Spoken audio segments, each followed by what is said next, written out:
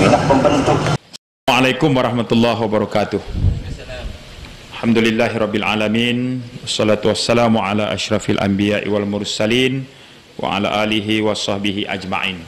Saudara pengurusi majlis yang berusaha, Tuan Haji Fakur Razi, yang Pertua PAS kawasan Kuala Kedah, seluruh pimpinan PAS kawasan, Dewan Pemuda, Dewan Muslimat, kanda saya Tuan Haji Muhammad bin Sabu, Jawatan Kuasa PAS Pusat, saudara saya yang berhormat Tuan Haji Amiruddin Hamzah, Ahli Dewan Undangan Negeri kawasan Anak Bukit, tahniah terpilih semula. Rakan-rakan pengarah Majlis Tindakan DUN, sahabat saya saudara Nasir, Ketua Pemuda, Ustaz Fauzi, hadirin hadirat yang saya kasih sekalian, saya bersyukur dapat hadir mengambil bahagian pada perhimpunan bertempat di markas PAS Kubang Rotan pada malam ini.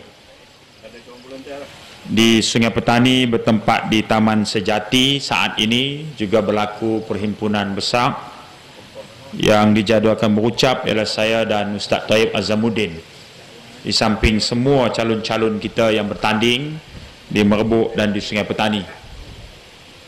Artinya sejurus selepas ucapan ini saya akan bergegas segera ke sana dengan harapan dapat turut mengambil bahagian dalam acara yang kelima hari ini. Siang tadi 3 dan malam ini 2. Saudara, musim pilihan raya bukan saja melanda negara kita, bahkan negara-negara luar di dunia sana juga sekarang sama ada telah menjalankan pilihan raya ataupun akan menempuh pilihan raya. Indonesia 5 hari bulan 4 ni mereka nak pilih 550 ahli parlimen, yakni besok lah, besok lusa 147 juta akan mengundi nak pilih 550 ahli parlimen. Yang ni mereka nak pilih ahli parlimen. 5 hari bulan 7 mereka nak pilih presiden. Jadi 2 kali pilihan raya. Yang esok lusa ni ialah pemilihan 550 ahli parlimen untuk berada di Dewan Permusyawaratan Rakyat, Majlis Permusyawaratan Rakyat. Manakala 5 hari bulan 7 nanti mereka akan pilih pula Presiden Indonesia secara langsung. Di Taiwan 20 hari bulan 3 lepas telah selesai dah pilihan raya yang turut dicemari dengan nama hilang, nama pengundi hilang, kemudian